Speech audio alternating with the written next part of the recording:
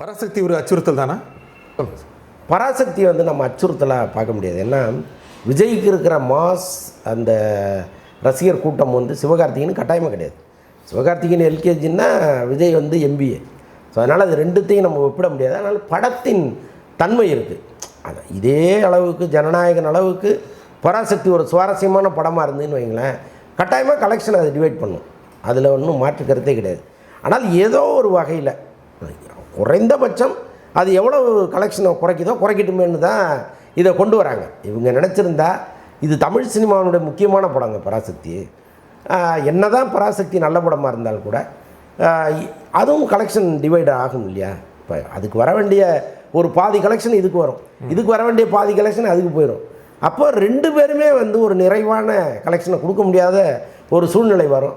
ஒருவேளை இந்த படத்தின் வெற்றியெல்லாம் தாண்டி எங்களுக்கு இதுதான் வேணும்னு அவங்க நினைக்கிறாங்களா என்னமோ தெரியாது. ஆனால் ஜனநாயகனுக்கு தேட்டர் கிடைக்கல, பிரச்சனை இருக்குது, இந்த மாதிரி சூழல் இருக்கா? இருந்த என்ன காரணம் இருக்குது சார்? அதுக்கு காரணம் வந்து அரசியல் இல்லை, இவங்க பண்ண தவறு, ஜனநாயகன் பட குழுவினர் பண்ண தவறுன்னு தான் நான் பார்க்குறேன். ஏன்னா விஜயினுடைய எலெக்ஷனை அது பாதிக்கும் தான், இதில் ஒன்றும் உள்ளபடியே பாதிக்கும் தான்.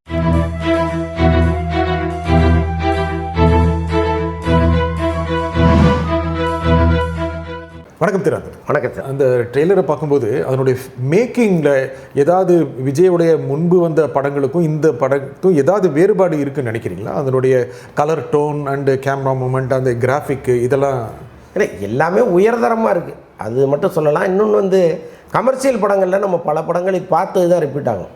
ஹீரோ தான் மாறிக்கிட்டே இருப்பாரே தவிர காட்சிகள் மாறவே மாறாது. அந்த வில்லன் அப்படி தான் இருப்பான், ஹீரோ அப்படி தான் அடிப்பார். சில நேரம் ஃபைட் கம்போசிங் கூட ஒரே மாதிரி இருக்கும். அதனால் வந்து அதை நம்ம வித்தியாசப்படுத்திலாம் எதிர்பார்க்கவும் கூடாது. இந்த ஹீரோ என்ன பண்ணியிருக்கிறார் இந்த படத்தில், அவ்வளோதான். அப்படி தான் இதையும் பார்க்க வேண்டியது. ஒரு பொறுப்பான அப்பாவாக இருக்கிற மாதிரி 2-3 காட்சிகள் அந்த படத்தில் வருது. ஆமாம், இந்த படமே வந்து முக்கியமாக பெண் குழந்தைகள் பார்க்க வேண்டிய படம். அவங்க வந்து சமூகத்தில் எப்படி வளரணும், எவ்வளவு முயற்சி எடுக்கணும், ஒரு முடிவை எடுத்துட்டால் அந்த முடிவை நோக்கி எப்படி நகரணும் அப்படிங்கிறதெல்லாம் அந்த படம் வந்து அழகாக சொல்லும். நான் பகவந்த் கேசரி பார்த்துட்டு சொல்கிறேன். சரி, அதனுடைய ஒவ்வொரு காட்சியுமே இதில் இருக்குது, ட்ரெய்லர்லேயே இருக்குது. ஸோ அதனால் சொல்கிறேன். இப்போ இந்த பொண்ணு வந்து ஒரு வீசிங் வந்து ஒரு அதிர்ச்சியில் வர்ற காட்சி ஒன்று வரும், இதெல்லாம் அந்த படத்தில் இருக்குது. அந்த பழைய படத்தில் இருக்குது. ஏதாவது ஒரு அதிர்ச்சியான காட்சியோ ஒரு சம்பவமோ நடந்துச்சுன்னா அந்த பொண்ணுக்கு மயக்கம் வரும், வீசிங் வருங்கிற மாதிரிலாம் காட்சிகள் இருக்குது. ஸோ அதான் இதில் அப்படியே ஃபிக்ஸ் பண்ணுறாங்க. அந்த பொண்ணை பாலகிருஷ்ணா என்ன வாக்குனார் அப்படிங்கிறது தான் அந்த கதை. கிட்டத்தட்ட அதே தான் இதுலேயும். உன்னை இராணுவத்தில் சேர்க்கறது தான் என்னுடைய லட்சியம்னு சொல்லி பல பயிற்சிகளை விஜய் கொடுக்குறாரு. ஸோ அதுதான் அப்படியே வரப்போகுது. ஸோ அதனால் பெண்கள் கட்டாயமாக அதை பார்த்தா மோட்டிவேட் ஆகும். அவங்க என்ன காரணம்? ஒரு பெண் குழந்தைக்காக போராடுகிற தந்தையாக தமிழ் திரையில் அவர் தோன்றார் அப்படின்னா யாரோட கனெக்ட் பண்ண நினைக்கிறாரு? என்ன காரணம்? அரசியல் ரீதியாக அவருக்கு என்ன லாபம் தரும்? இப்போவே நீங்கள் பாருங்கள், நிறைய பெண்கள் வந்து ஒரு அண்ணனாக பார்க்குறாங்க, நிறைய அம்மாக்களை ஒரு பிள்ளையை பார்க்குறாங்க. நீங்கள் இந்த அதிசயம் வந்து வேறு எந்த ஹீரோவுக்கும் நடந்ததே கிடையாது. எம்ஜிஆர் காலத்தில் கூட இல்லை. எம்ஜிஆரை வந்து எல்லாருமே தன்னுடைய காதலனாக தான் பார்த்தாங்க. இது வந்து பெரிய கான்ட்ரவர்சியெல்லாம் மாறி இருக்கு. நான் கிராமத்தில் இருக்கும்போது எங்கள் ஊரில் ஒரு கணவன் மனைக்கு நடுவில் பெரிய சண்டை, பஞ்சாயத்து வச்சு அந்த அம்மா என்ன பண்ணிடுச்சு, நான் எம்ஜிஆர் ஃபோட்டோ இருந்தால் போதும் நான் வாழ்ந்துருவேன், வேணான்னுடுச்சு பஞ்சாயத்தில். அப்படி ஒரு வெறி பிடிச்ச பெண்கள்லாம் அந்த காலத்தில் எம்ஜிஆருக்காக இருந்தாங்க. அந்த காலம் வேறு. இன்றைக்கி விஜயை ரசிக்கிற பல பேர் வந்து அந்த நிலையிலிருந்து ரசிக்கலை, அந்த நிலையிலிருந்து அவரை விரும்பலை. அண்ணனாக பார்க்குறாங்க, மகனாக பார்க்குறாங்க, சகோதரனாக பார்க்குறாங்க. ஸோ அப்படி தான் ஒரு கூட்டம் இங்கே இருக்குது. அப்போ அந்த கூட்டத்துக்கு அவர் இப்படிலாம் வாழுங்க, இவ்வளவு தைரியமாக இருங்க, சின்ன குழந்தைகள் யாராவது தன்னை வந்து மிஸ்யூஸ் பண்ணிடக்கூடாது, அதற்கு அவர்கள் எங்கெல்லாம் எப்படியெல்லாம் நடந்துக்கிறாங்கங்கிறத கவனிங்க அப்படிங்கிறதெல்லாம் இந்த படம் சொல்லுது. அதனால் ரொம்ப முக்கியமான படமாக தான் இருக்கும். முக்கியமாக பெண் பாதுகாப்பு இல்லைன்னு சொல்லி அவருடைய எல்லா பெண்களுக்கு பாதுகாப்பு இல்லைன்னு சொல்லி அநேகமாக எல்லா மாநாட்டிலையும், ஏன்னா ஈரோட்டில் நடந்தது கூட மாநாடு மாதிரி தான் நடந்துச்சு, எல்லா கூட்டங்களையும் சொல்கிறாரு. இந்த படத்தை அவர் திரும்ப செய்ததற்கு காரணம், தெலுங்கு படத்தை திரும்ப செய்ததுக்கு காரணம் இந்த அம்சங்கள் அதில் இருக்குது. பெண்களோட ரொம்ப கனெக்ட் ஆகணும். ஏன்னா தமிழ்நாட்டில் நிறைய பெண்களுக்கு எத்தனை குற்றங்கள் இருக்குது, யாரும் மறுக்க முடியாது.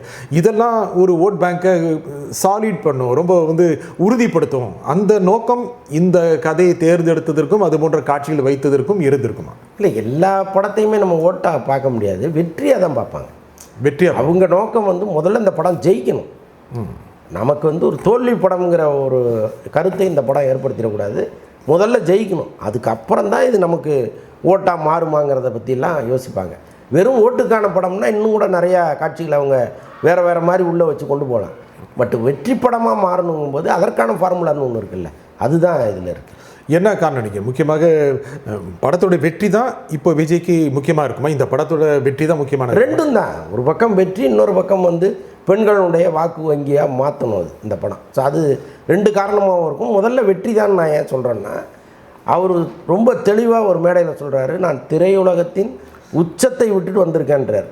அப்போ இந்த உச்சத்துக்கு கீழே தான் எல்லாருமே, ரஜினி, கமல், நாம் நினச்சிட்டு இருக்கோம் இல்லையா, இவங்க தான் டாப்புன்னு, அவங்க கூட எனக்கு கீழே தாங்கிற ஒரு பொருள் அதுக்குள்ளே வந்துடுது. அப்போது இன்றைக்கி என்ன நினைக்கிறாங்கன்னா, நீ எப்படி உச்சம்னு சொல்லலாம், நீ உச்சமே கிடையாது, உனக்கு இணையாக உன்னுடைய படத்துக்கு இணையாக நாங்கள் வந்து ஒரு படத்தை கொண்டு வருவோம், அதே நாளில் கொண்டு வருவோம், அதே அளவு தியேட்டர் பிடிப்போம், அப்போது உன்னுடைய கலெக்ஷன் என்ன வேல்யூங்கிறத பார்ப்போம் அப்படின்னு ஒரு முயற்சி இங்கே நடக்குது. பராசக்தி சொல்கிறீங்க? அதை தான் சொல்கிறேன் நான். அப்போது அவர் வந்து கலெக்ஷன் வைஸு முதல்ல பார்ப்பார். இந்த படம் பெரிய வெற்றி அடைந்து ஒரு பெரிய கலெக்ஷனை கொடுத்து சினிமாவில் தோற்று போய் ஒரு அரசியலுக்கு போகலை, சினிமாவில் அதே இடத்துல தான் இருக்கார், அதே கலெக்ஷன் தான் அவருக்கு வருது, அதை விட்டுட்டு வர்றாரு அவர் அப்படிங்கிற எண்ணம் உண்மையாக்கப்படணும். அது வந்து இது வரைக்கும் உண்மையாக இருந்துச்சு, இந்த படத்தில் அது உண்மையாக்கப்படணுங்கிறது தான் அவருடைய ஒரே லட்சியமாக இருக்குது. அதை நீங்கள் இந்த ட்ரெய்லரை வச்சு நீங்கள் பார்க்குறீங்கன்னா அந்த படத்தோட வெற்றி, ஏன்னா நீங்கள் ஏகப்பட்ட படங்களை பார்த்துருக்கீங்க, அது நிறைய விமர்சனங்கள் பண்ணுறீங்க, ஒரு ட்ரெய்லரை பார்க்கும்போது கிட்டத்தட்ட ஒரு படத்துடைய வெற்றியை அதனுடைய கலெக்ஷன் கூட உங்களால் ஜட்ஜ் பண்ண முடியும். இந்த ட்ரெய்லரை பார்த்து எந்த முடிவுக்கும் வர முடியாது. ஏன்னா ட்ரெய்லருங்கிறது வந்து படத்தில் இருக்கிற நல்ல காட்சிகளின் தொகுப்பு, அவ்வளோதான். படம் முழுக்க அது இருந்ததுன்னா அந்த படம் பெரிய வெற்றி அடையும். படத்தில் அது இருக்கான்னு நமக்கு தெரியாது, படம் பார்த்தா நம்ம சொல்லலாம். ஒரு படம் பார்த்துட்டு வெளியில் வரும்போது கட்டாயமாக ஓடும் ஓடாதுங்கிற ஒரு கணிப்பு நம்ம இத்தனை வருஷத்தில் படம் பார்த்ததில் ஒரு ஓரளவுக்கு அந்த நாலேஜ் இருக்குது. படம் பார்க்காம நம்ம ஒரு ட்ரெய்லரை பார்த்து அந்த முடிவுக்கு வர முடியாது. பராசக்தி ஒரு அச்சுறுத்தல் தானே? பராசக்தியை வந்து நம்ம அச்சுறுத்தலாக பார்க்க முடியாது. ஏன்னா விஜய்க்கு இருக்கிற மாஸ் அந்த ரசிகர் கூட்டம் வந்து சிவகார்த்திகேயன் கட்டாயமாக கிடையாது. சிவகார்த்திகேயன் எல்கேஜின்னா விஜய் வந்து எம்பிஏ. ஸோ அதனால் அது ரெண்டுத்தையும் நம்ம ஒப்பிட முடியாது. அதனால் படத்தின் தன்மை இருக்குது. அது இதே அளவுக்கு ஜனநாயகன் அளவுக்கு பராசக்தி ஒரு சுவாரஸ்யமான படமாக இருந்துன்னு வைங்களேன், கட்டாயமாக கலெக்ஷன் அதை டிவைட் பண்ணும், அதில் ஒன்றும் மாற்று கருத்தே கிடையாது. ஆனால் ஏதோ ஒரு வகையில் குறைந்தபட்சம் அது எவ்வளோ கலெக்ஷனை குறைக்குதோ குறைக்கட்டுமேனு தான் இதை கொண்டு வராங்க. இவங்க நினச்சிருந்தா இது தமிழ் சினிமாவுடைய முக்கியமான படங்க பராசக்தி. அதாவது நம்ம உணர்வை சொல்கிற ஒரு படமாக அது இருக்குது. உள்ளபடியே இந்த படத்தை வந்து மக்கள்கிட்ட கொண்டு போகணும், மக்களுக்குள் ஒரு எழுச்சி ஏற்படணும், ஒரு நம் மொழி குறித்த ஒரு உணர்வு அவங்களுக்கு வரணும்னு இவங்க நினச்சிருந்தா ஒன்று 15 நாளைக்கு முன்னாடி இந்த படத்தை கொண்டு வந்துருக்கணும், அல்லது ஒரு 15 நாளைக்கு பின்னாடியாவது கொண்டு வரணும். இது ரெண்டும் இல்லாமல் அந்த ஒரே நேரத்தில் கொண்டு வந்து ஒரு நல்ல படத்தையும் இவங்க சிதைக்கிறாங்களோன்னு தான் இந்த நிமிஷம் வரைக்கும் நான் யோசிக்கிறேன். என்ன தான் பராசக்தி நல்ல படமாக இருந்தாலும் கூட அதுவும் கலெக்ஷன் டிவைட் ஆகும் இல்லையா. இப்போ அதுக்கு வர வேண்டிய ஒரு பாதி கலெக்ஷன் இதுக்கு வரும், இதுக்கு வர வேண்டிய பாதி கலெக்ஷன் அதுக்கு போயிடும். அப்போ ரெண்டு பேருமே வந்து ஒரு நிறைவான கலெக்ஷனை கொடுக்க முடியாத ஒரு சூழ்நிலை வரும்.